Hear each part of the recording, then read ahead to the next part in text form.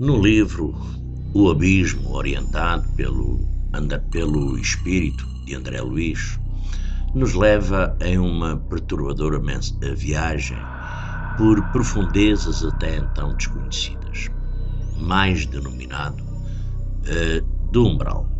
O abismo seria o equivalente ao inferno católico, tanto pela energia ali presente, quanto pelas características físicas deste lugar muito sinistro. Um lugar de espíritos degradados pela permanência no mal, muitos não possuindo mais corpo espiritual. Perderam o controle da mente consciente e agora se encontram em uma descida vertiginosa para abismos cada vez mais terríveis e profundos, onde vão cumprir as penas impostas por as suas atitudes em várias encarnações passadas. Para conseguir entrar neste lugar e principalmente sair dele, é preciso a ajuda de um guia espiritual. Chegando ao centro da Terra, podemos avistar cordilheiras com montanhas de picos inacessíveis se vistos de baixo, e além abismos e mais abismos escuros se abrem como um grande espaço de profundidade inconcebíveis para a mente humana. Parece uma imagem do fim do mundo ou do início da criação, sobrevoando os rochedos e penhascos em volta do abismo. Pode-se avistar formas puras, cristalinas, semelhantes a formas humanas, mas feitas de luz, seres angelicais a guardar a passagem para o subterrâneo, ou estão ali para impedir o que está nas profundezas, imerso na escuridão, saia para a superfície, e muito distante, sobre um alto do penhasco, domina a cena um anjo sublime, o arcanjo Gabriel, com as suas longas asas, emanando luz divina para dentro da escuridão do abismo. É como uma chuva de estrelas a iluminar aos poucos as sombras abaixo, e seguindo a viagem rumo ao fundo do abismo, penetrando neste gigantesco vale com extremo cuidado, encontra-se um gigante, um ser descomunal, parecendo um deus antigo. Seu nome é Palaton, guardião da primeira porta. Não sabeis que estás no inferno, e aqui não há consolo nem esperança, gritou o gigante, tentando impedir a descida de André Luiz e o seu guia. Mas um raio de luz mandado por Gabriel lhe deu a passagem, deixando o gigante Palaton para trás. O caminho termina numa escadaria de pequenos degraus a se perder nas profundezas, até chegar na borda de um novo abismo, que mais parece uma grande cova. Em seu fundo, milhares de criaturas, de espíritos, arrastam-se no solo, como que, moldadas umas às outras, de forma bizarra, unidos por um instinto primordial, espíritos que perderam a sua consciência, a consciência da sua humanidade, agora cegos e estacionados na sua evolução. Do alto, o arcanjo Gabriel emana raios de luz celestiais para o fundo do abismo, mas longe de ser uma bênção para estas criaturas ainda tão distantes da salvação. É algo que acaba por aumentar a sua agonia. Ficarão aqui por muito, muito e muito tempo, até o dia em que a força da lei divina os arraste de novo para a superfície, para novas encarnações. Mas ainda temos muito, muito que descer, em escadarias que parecem não ter fim. Mais abaixo, enormes serpentes atravessam o caminho, serpentes com rostos humanos, mutações infernais com olhares expressando muita tristeza e dor.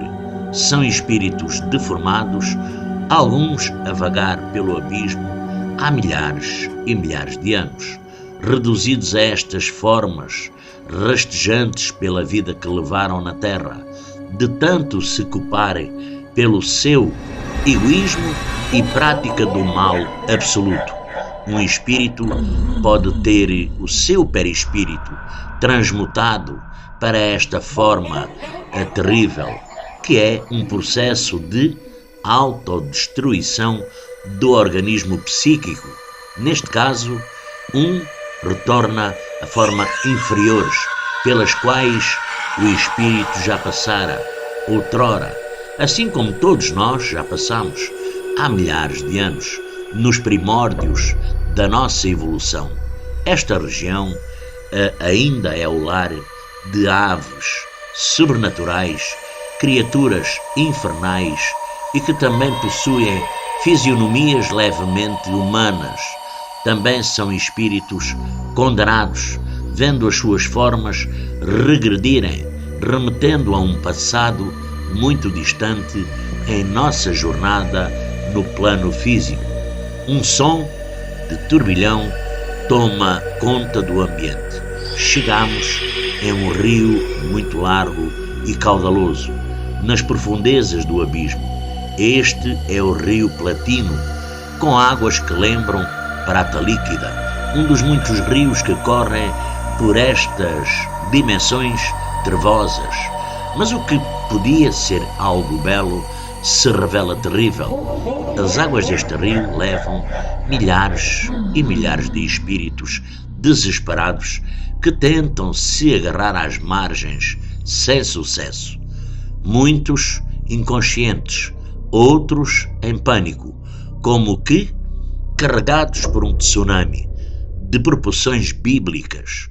São os espíritos daqueles que se deixaram dominar por todas as paixões e agora não conseguem sair deste fluxo incontrolável de desejos, desencadeado por eles mesmos. Hora de deixar os horrores do platino para trás. Seguindo uma trilha estreita que margeia o rio, chegamos a um lugar mais aberto, onde podemos avistar a margem oposta, uma campina de onde árvores estranhas parecem nos espreitar. Árvores que parecem formas humanas. São espíritos que se vegetalizaram, corações aflitos e inteligências que foram caindo até atingir a inconsciência e começarem a ver os seus corpos retrocedendo na escala da evolução. Um dia voltarão até o mineral e descerão ainda um pouco mais ao seu nível de consciência, mas é certo que retomarão o seu caminho na evolução espiritual. Num futuro distante, quando cansados da permanência no quase nada, ocuparão novos corpos, em novas encarnações, em novas jornadas, provavelmente em mundos primitivos. Chegamos agora em um imenso lago de águas paradas, de coloração esverdeada. Ao olhar com atenção, percebe-se que não é água, mas algo gelatinoso, pegajoso, e dentro dessa substância maligna nos deparamos com milhares e milhares de rostos semi-humanos, espíritos que desceram até o mais profundo abismo, se transformando em uma espécie de massa coletiva e disforme. Unidos pela mesma vibração negativa, são as criaturas que mais tempo demorarão para reencarnar. Para elas, a superfície terrestre onde vivemos é o céu.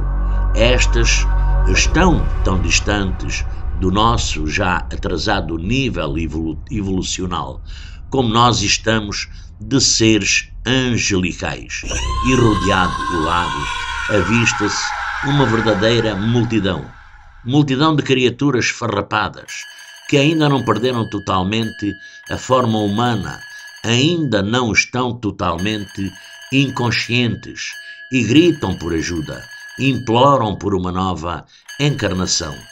Esse lamento coletivo, carregado de angústia e sofrimento, marca a chegada aos domínios do dragão. O dragão, aquele que se opõe a Deus. Há sempre, no fundo da terra, um dragão que domina um império de dragões. E vemos alguns dragões aqui aterradores, sobrevoando e vigiando o mais profundo dos abismos, os seres mais perigosos da criação, que por vezes assumem as formas destas criaturas mitológicas em todos os mundos de vibrações densas como o nosso. Existem dragões e os seus filhos. Satanás, Astarote, Belzebu, figuras e nomes simbólicos de criaturas semelhantes que simplesmente não aceitam a lei divina, que também os criou, mas falta um dragão, o que está acima de todos os outros da sua espécie, aquele que encarna o mal absoluto a 50 metros abaixo. Nos deparamos com uma espécie de praça aberta e em seu centro, acorrentado, uivando e gemendo, uma criatura colossal, cuja simples visão já seria suficiente para fazer um coração parar. Um gigante com talvez uma centena de metros de altura, cercado por um batalhão de adoradores que pareciam ter saído de um pesadelo. O seu nome, ou pelo menos um dos seus muitos nomes, é Lúcifer. Em breve será libertado por Deus. Terá 1000 dias para reinar na terra, para então ser vencido. E nesses 1000 dias, as escolhas do homem decidirão o destino do mundo. Uma visão aterradora, um ser colossal de pura maldade, à espera da sua prometida liberdade de 1000 dias na terra. Um teste definitivo para as escolhas da humanidade. Nesta sinistra arca, também objeto de adoração destas criaturas, estão as leis de Lúcifer. São como uma variação maligna dos 10 mandamentos de Deus. E essa é a sua versão da Arca da Aliança. Mas aqui, uma aliança com o diabo, seguindo a nossa jornada em direção ao centro da Terra, nos deparamos com uma muralha feita de enormes blocos de pedra, coberta de Eren. Há quantos milénios estaria ali? Um portal aberto na muralha nos permite olhar para o outro lado, onde se vê uma espécie de enorme jardim gramado, com muita relva, tomado por árvores estranhas, semelhantes às árvores da terra, mas de coloração avermelhada, sem nenhuma beleza. E nesse jardim encontra-se uma grande casa de pedra.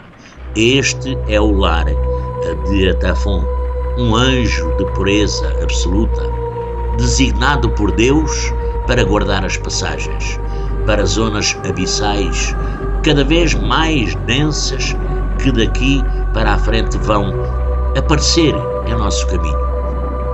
Um vento muito frio começa a soprar, vindo dos abismos mais profundos. Um vento que carrega o eco de milhões de lamentos, de espíritos, de almas em sofrimento terrível. Atafon diz que o nome deste vento é Teon, o que sopra às mesmas horas todos os dias. Preparem-se para o pior, avisa Atafon. Guiados por um anjo, avistamos ao longo grandes estruturas cobertas por névoa. São enormes prédios de uma cidade do mal absoluto.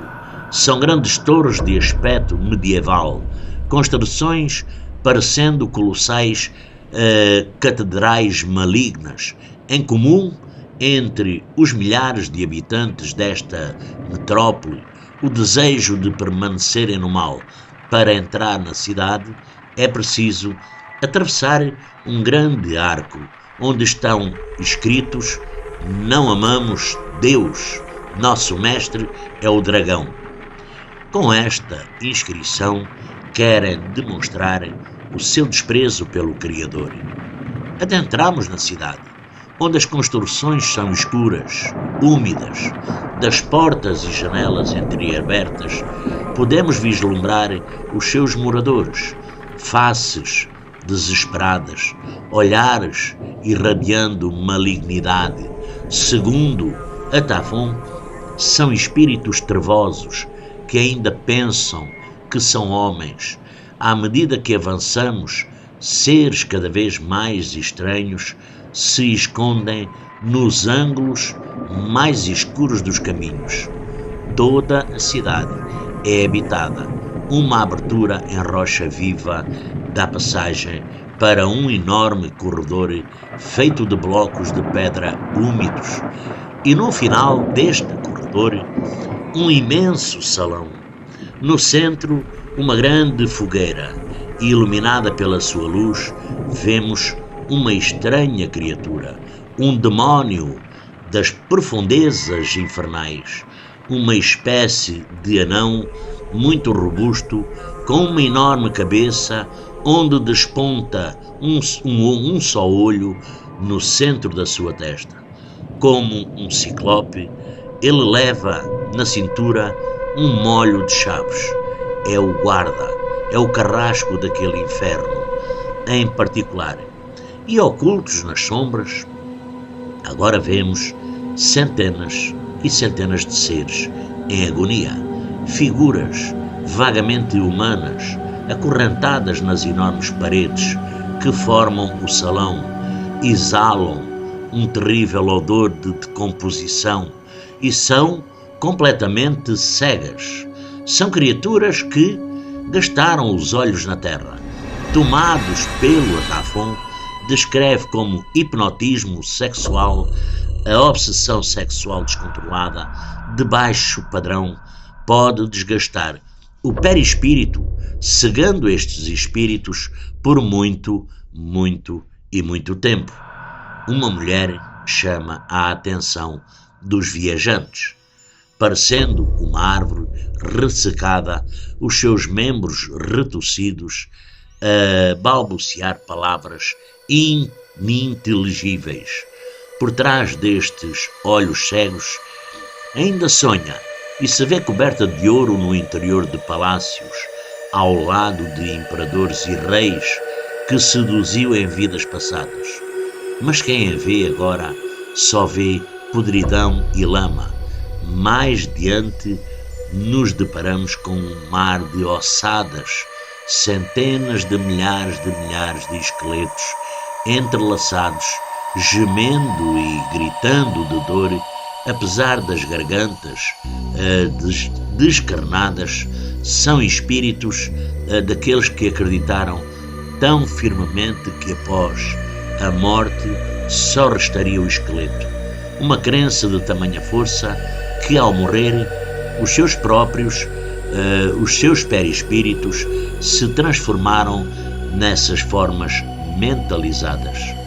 Seguimos viagem, guiados pelo anjo Atafon, o guardião das zonas abissais mais trevosas. Chegamos agora em um rochedo que possui uma espécie de enorme fosso escavado na pedra.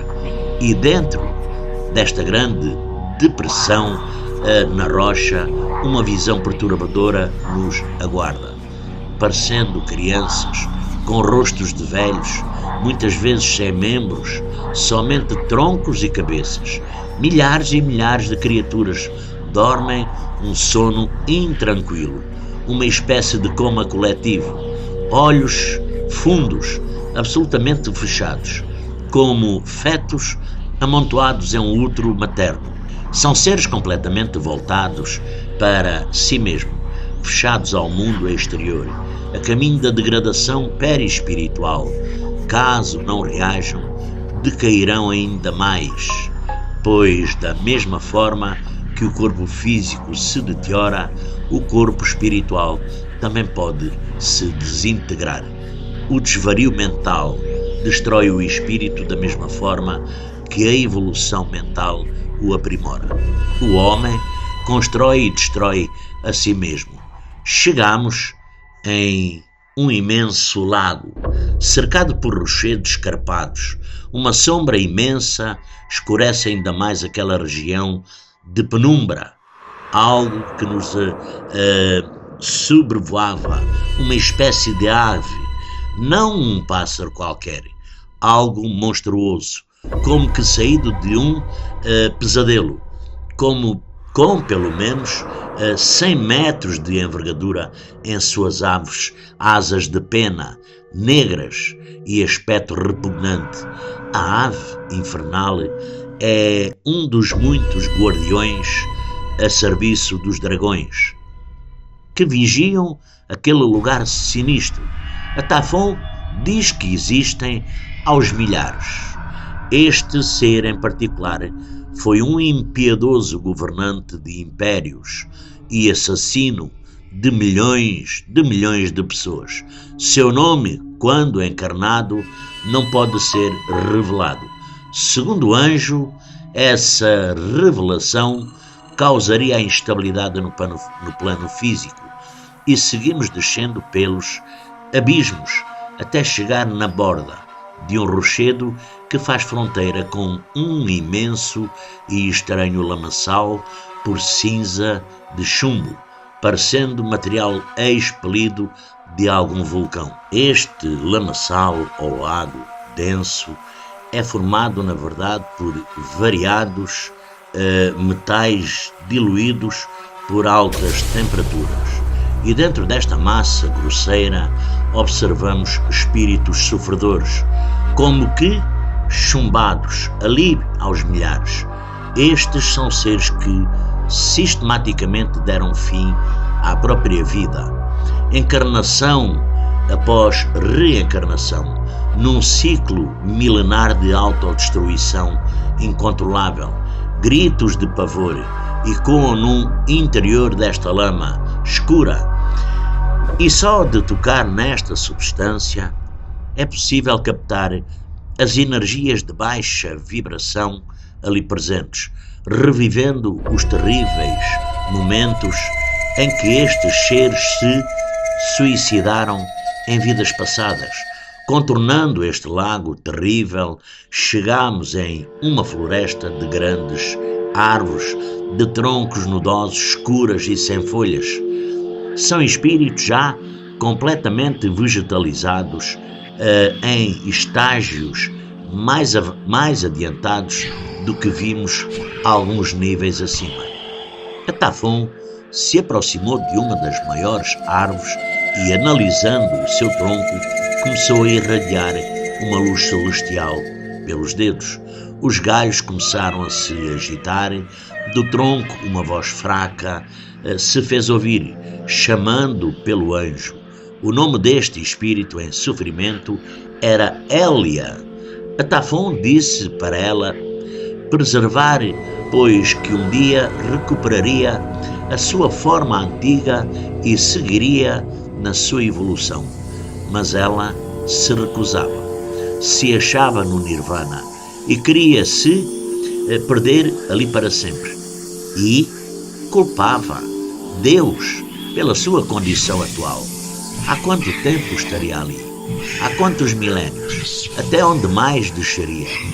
O seu livre-arbítrio iria determinar o seu destino. Ao deixar a melancólica floresta dos espíritos vegetalizados para trás, somos seguidos por uma névoa de centenas e centenas de criaturas aladas, parecendo estranhas corujas. Também são seres que já foram humanos e agora caminham para a inconsciência completa.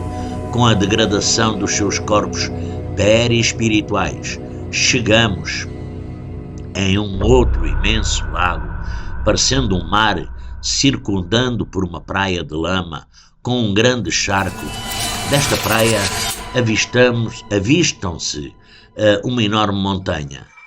Diz que o seu nome é Monte do Tempo e é habitado no seu topo por espíritos amantes da mentira e do erro, que acreditam em seu imenso orgulho governar aquela região, mas só governam a lama.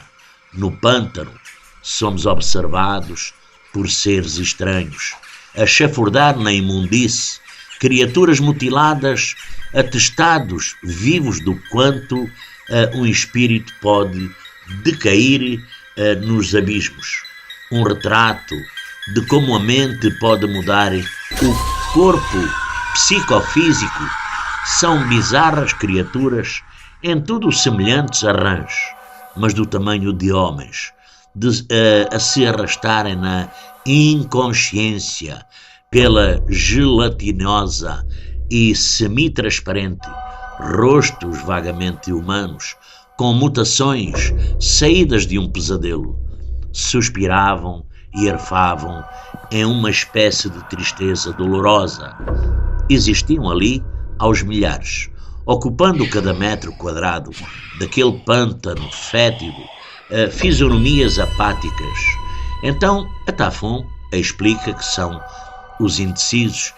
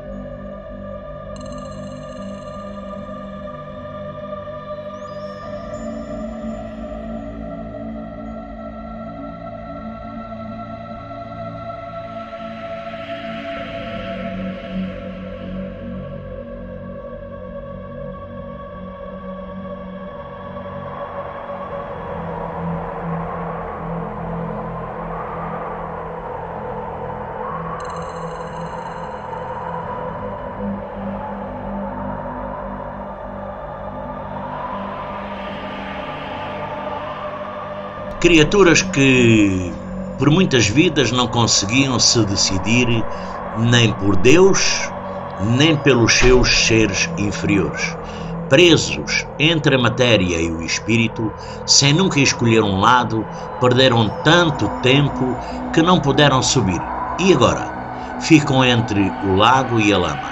Com alívio, deixamos o horrível pântano para trás e seguimos descendo nos abismos até chegar a uma enorme montanha feita de uma substância estranha, como gelatina verde. Seguimos e penetramos nesta substância gelatinosa. Lá dentro, talvez, a etapa mais perturbadora desta viagem nos aguarda. Cardumes incessantes de seres aquáticos mutantes, fisionomias humanas, habitavam aquele estranho oceano.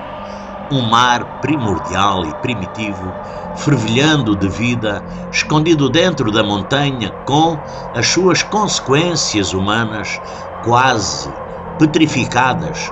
São seres que voltaram ao estágio aquático há 20.000 anos, segundo a Tafon. Eram seres humanos na crosta terrestre. Agora vivem aqui, no que é conhecido como o lago de hibernação ou estufa perispiritual. Um ser bizarro vem ao nosso encontro, em tudo lembrando o lendário Poseidon, ou Neptuno, deus da mitologia grega, mestre dos oceanos, tridente, barbas longas e da cintura para baixo um peixe. Diz ser um Nerodiano, um vigilante dos dragões. Ele nos guia naquele estranho mar gelatinoso até uma caravana, onde dormem milhares e milhares de seres, parecendo peixes mumificados, com cabeças vagamente humanas. Estas criaturas, no estágio anterior, eram rãs, no pântano tenebroso pelo qual passamos. Agora desceram mais ainda, sem mãos nem pernas, em estado de profunda estagnação mental. Seguindo adiante na caverna, chegamos em um amplo salão parecendo um grande forno. Milhares de ovos semi-transparentes estão depositados ali. São criaturas espirituais que retrocederam fisicamente pela permanência no mal e agora ficam como ovos em chocadeiras, chamadas madres da gestação, ainda mais estagnados do que os espíritos ovoides, pois desta forma estamos mais fechados a qualquer influência exterior. Este é o limiar da chamada segunda morte, a degradação total do perispírito. Uma estranha mulher peixe se aproxima de uma das ovas, dirige-se a ela como se fosse um filho. Abraça, acaricia, lamenta a inconsciência desse espírito. Um retrato comovente de uma pobre mãe cujo espírito decaiu, chorando a perda de um filho que caiu ainda mais. Quanto mais penetramos neste perturbador oceano gelatinoso, mais criaturas monstruosas surgem das sombras, algumas de tamanho descomunal. São espíritos muito, muito antigos que criaram estas terríveis prisões para si mesmos. Finalmente, saímos desse mar pavoroso, uma região gelada nos aguarda.